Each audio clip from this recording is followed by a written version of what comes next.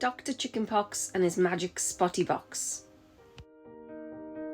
One spring morning, Thomas woke with a yawn and a stretch. He kicked off his covers and sat up in bed.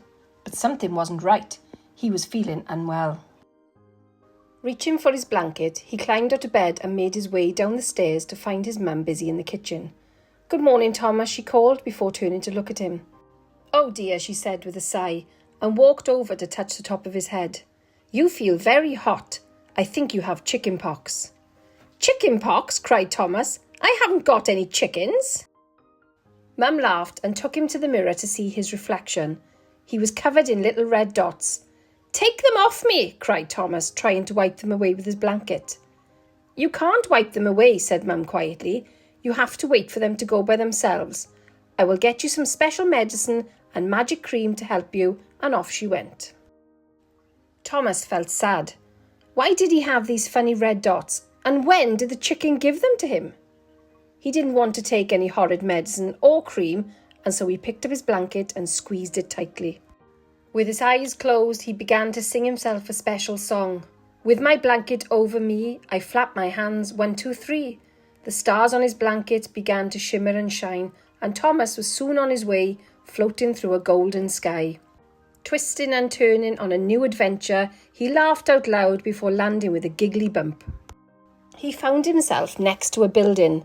One of the doors was covered with little red dots that reminded him of the ones on his face. He tucked in his blanket, pushed the door and went through. Inside was another door in the shape of a red circle. He walked towards it and gave it a push. This door started to spin, slowly at first, before getting faster. It spun so fast it made Thomas feel dizzy and he had to close his eyes. When he opened them again, the door was no longer there. Instead, he was standing inside a bright white room with lots of red dots on the ceiling. In the far corner, sat on the floor, was a large square box that was glowing as bright as the sun. Thomas walked closer to the box to get a better look.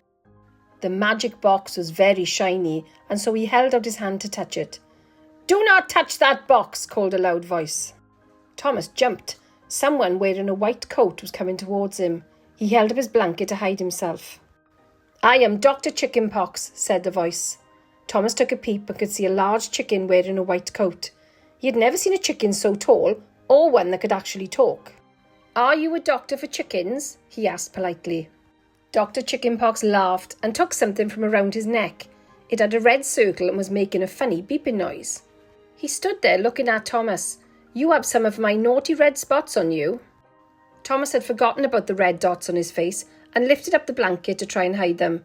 When he did, the funny beeping noise stopped.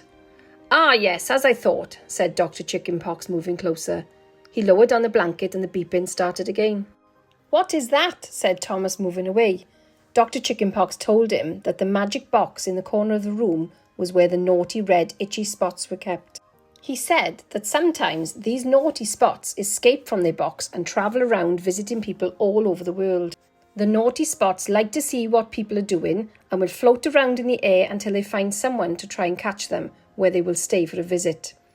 He told Thomas that when the spots land on someone, they shine bright red, which makes the person feel very itchy and unwell. This is something that the naughty spots find very funny. Dr. Chickenpox said it was his job to go and find these naughty spots and get them back into their magic box. He told Thomas that the beeping was from his Spotty Dotty finder. This clever machine beeps and flashes when it gets near the naughty spots, and that is how he is able to find and catch them. He pointed to Thomas and said some of the naughty spots were on him, which is why the Spotty Dotty finder was beeping. Thomas smiled. "So they aren't dots at all, but actually your naughty spots that have landed on me. Can you take them away now, please, and put them back in their box?" Dr. Chickenpox frowned and shook his head. He told him that even though he had found his naughty spots, he was not able to take them away just yet, and that Thomas would have to help him by using the magic vanishing cream. By using this cream every day, Dr. Chickenpox would be able to visit Thomas whilst he slept and take the spots away one by one until they are all safely back in their magic box. Thomas agreed to help and promised to use the magic vanishing cream. He thanked the doctor and waved goodbye.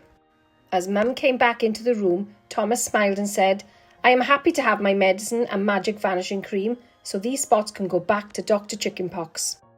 She laughed and rubbed the cream gently onto his face. Suddenly there was a loud beeping noise, but when Mum turned around there was nothing there. She looked at Thomas, but he just smiled, as he had also heard the beep of the Spotty Dotty finder and knew that Dr. Chickenpox was close by, waiting to take away his naughty, itchy red spots.